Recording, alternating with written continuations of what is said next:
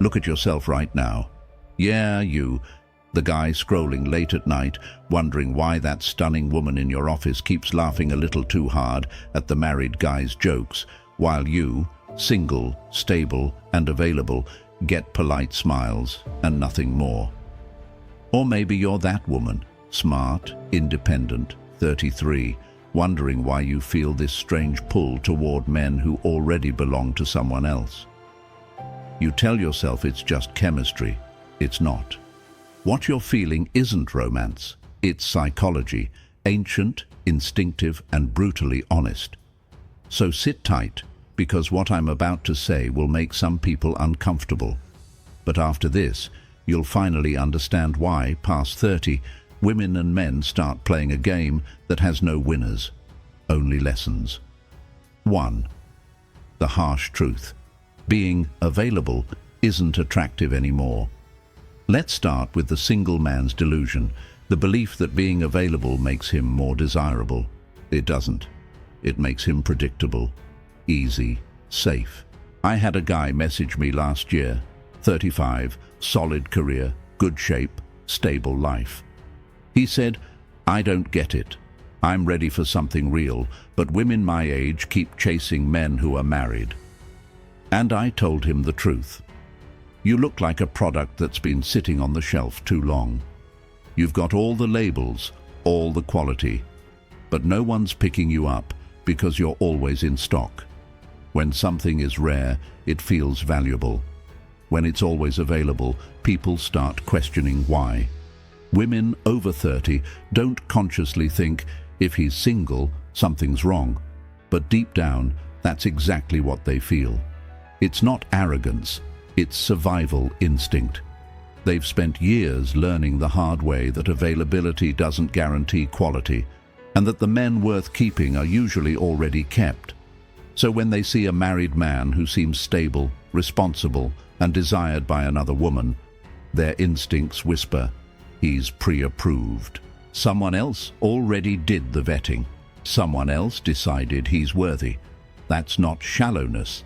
That's social proof, and social proof is one of the most powerful subconscious forces in human behavior. 2. The proof problem. Why women need validation through risk.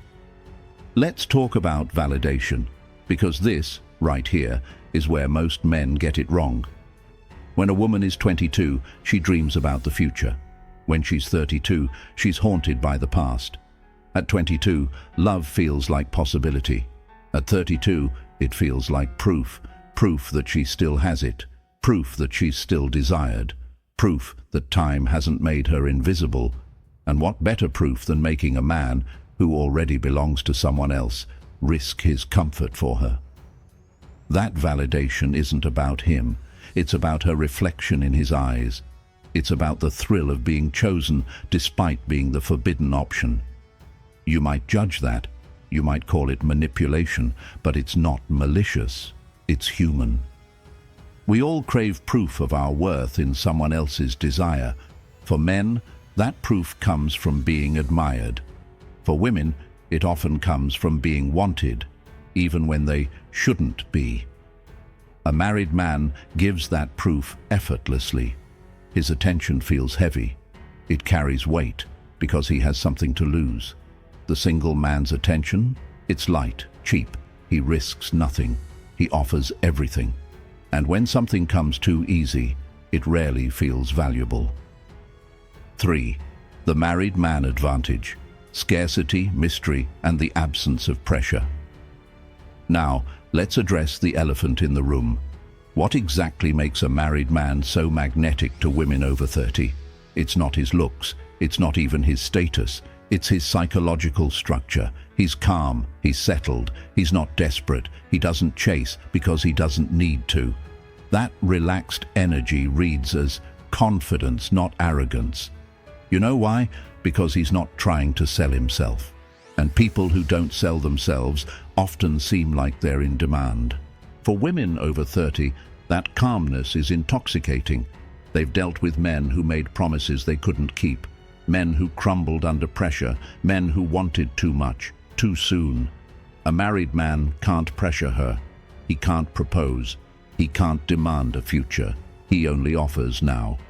And for a woman who's been running the relationship marathon for a decade, now feels like freedom. With him, every meeting feels electric. Every message feels risky. Every glance feels dangerous. Scarcity creates value, and danger creates desire. Meanwhile, the single man texts back instantly, shows up instantly, stays late, talks long, and then wonders why she's not excited. Because excitement comes from distance, from unpredictability, from tension, not from constant access. 4. The psychology of the affair, why it's not about love. Here's what most single men will never understand. She doesn't want his marriage. She wants his energy. She wants to be part of something that feels alive again. She doesn't want his kids, his responsibilities, or his bills. She wants to feel chosen in a moment that shouldn't even exist. Affairs, psychologically speaking, are about escape, not connection. For the woman, it's an escape from the disappointment of dating. For the married man, it's an escape from the routine of his life. They both use each other to feel alive again, even if it's temporary. It's the forbidden fruit phenomenon. The danger amplifies desire. The secrecy makes it feel sacred. When you remove the taboo, the magic dies. That's why many of these women don't want the man to actually leave his wife. Because the fantasy only lives as long as it's forbidden. It's not a relationship. It's a performance. And performances end the second reality walks in. 5. The single man problem. Good guys, wrong timing.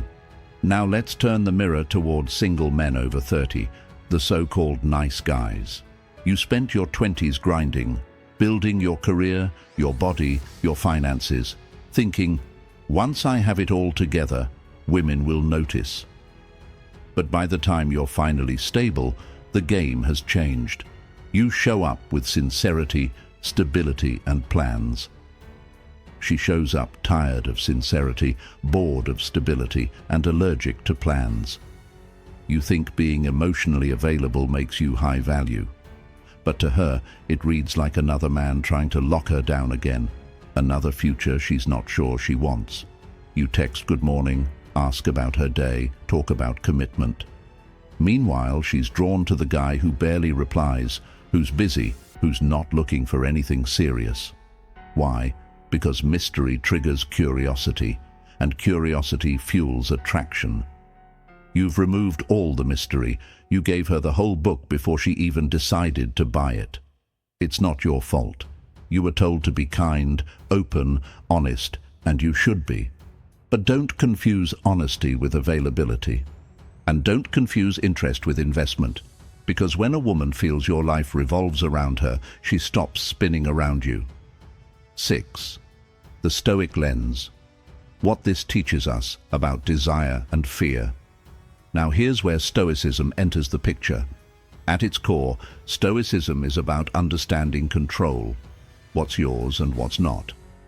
The single man over 30 tries to control how women see him. The married man accidentally controls it by not trying. The woman over 30 tries to control how she feels by choosing situations that are doomed, because doomed feels safe. If it can't last, it can't truly hurt. That's the painful truth. Affairs, flirtations, unavailable partners, all of it is a defense mechanism against vulnerability. People aren't choosing each other, they're choosing protection from pain. But protection from pain also protects you from love. The Stoic man, the grounded man, understands this. He doesn't chase validation. He doesn't offer himself up like a discount deal. He doesn't need someone else's attention to feel valuable. He stands firm, detached, calm. He understands that everything temporary is teaching him something eternal. He doesn't hate women for preferring what's dangerous. He understands it's human. But he refuses to play that game, because the Stoic doesn't chase. He attracts through stillness. 7. the cycle nobody wants to admit. Here's the tragedy. This whole system feeds itself endlessly. Single men start realizing that being married makes them more attractive, so they rush into marriages they don't even want, just to gain that proof. Then, years later, they become the same men who cheat. And the women who once chased them become the next generation of tired 30-year-olds chasing other married men. Everyone's repeating the same story, calling it fate. You know what it really is? Fear. Fear of rejection. Fear of loneliness. Fear of facing the truth that you might be the problem. Everyone's trying to avoid pain instead of learning from it. And pain avoided is pain postponed. 8. The reality check. Nobody's the villain, but everyone's responsible. Let's make one thing clear. Women over 30 aren't villains. Married men aren't heroes. Single men aren't victims. Everyone's just reacting to their pain in different ways. Women over 30 chase validation because they lost faith in love. Married men cheat because they lost excitement in life. Single men complain because they lost patience with rejection. Nobody's bad, but everybody's responsible. You can't fix what you refuse to face. You can't attract genuine love while living in denial. The Stoic approach isn't to judge. It's to observe, to learn, and then to rise above it. 9. The Stoic solution. Become the flame, not the smoke. If you're a man listening to this, stop trying to be chosen.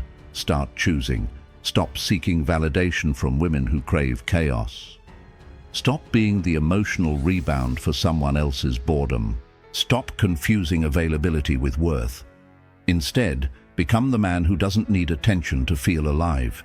Be the man whose silence carries weight, whose time feels sacred, whose peace is more expensive than his presence. Because the truth is, women don't want married men. They want the energy that married men seem to have. Calmness, confidence, self-containment. You can have that without a wedding ring. You can have that right now, if you stop chasing what's outside and start mastering what's inside. That's what separates the desperate from the desired. That's the masculine edge most men lost, and Stoicism helps you get it back. 10. Closing message. Stop playing a game. Where everyone loses, you came here asking, why do women over 30 prefer married men? Now you know, it's not about the men at all. It's about safety, validation, and fear wrapped in the illusion of choice. But you don't have to play that game. You can step back, you can rise above it. Because the moment you stop chasing validation from women, from society, from anyone, is the moment people start chasing you. That's not manipulation. That's magnetism. So stop being predictable. Stop trying to be loved by everyone. Start being respected by yourself. And remember, attraction isn't about what you offer. It's about what you embody. Be grounded. Be calm. Be unavailable, not to people but to nonsense. Because the rarest man in this world is not the married man. It's the man who doesn't need anyone's approval to know his own worth.